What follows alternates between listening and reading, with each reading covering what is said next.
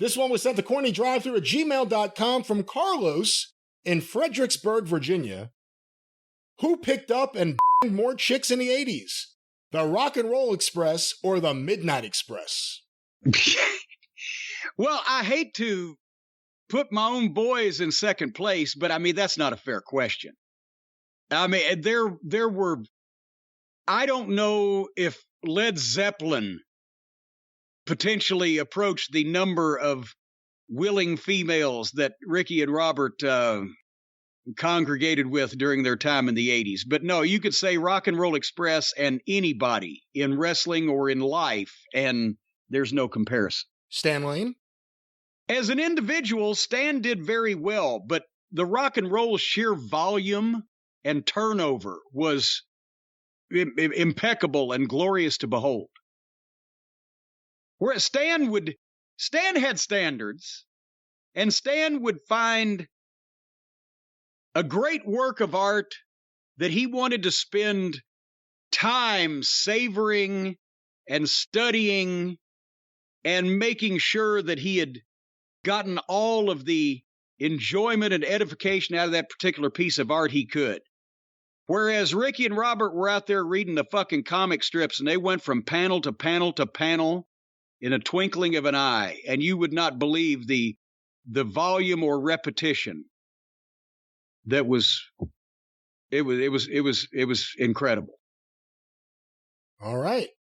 I don't know if I should say something. There was a particular record that Robert Gibson set one night in Little Rock, Arkansas, that is just, it's like if Michael Jordan just came into a pickup basketball game and said, I'm going to shoot 60 free throws in a row and nail every single one of them. He'd have been so far out above everybody else that it wouldn't even have been a contest. This was an amazing record that Robert Gibson set. I won't repeat it here.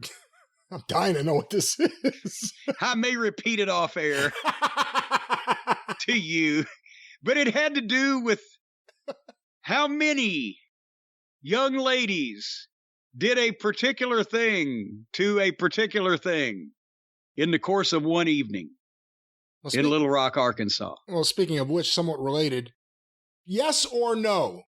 Did Ricky and Robert walk in on Jimmy Valiant under a glass table while a woman was shitting on it? Well, you can't make yes or no. You can't make me make a declarative statement, because only people who were actually there at the time would be able to say yay or nay, and it be entered into evidence in court. I will say this. I heard about it a bunch of times on the internet in the last 20 years, but I never heard about it concurrently at the time that it would have happened, and you better believe that I would have heard about.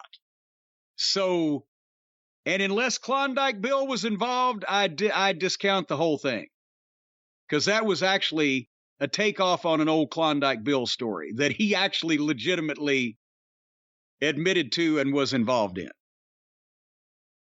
And you were, Klondike Bill for years was the NWA World Pussy Eating Champion. I know he declared. And he himself. had an undefeated record against hotel maids.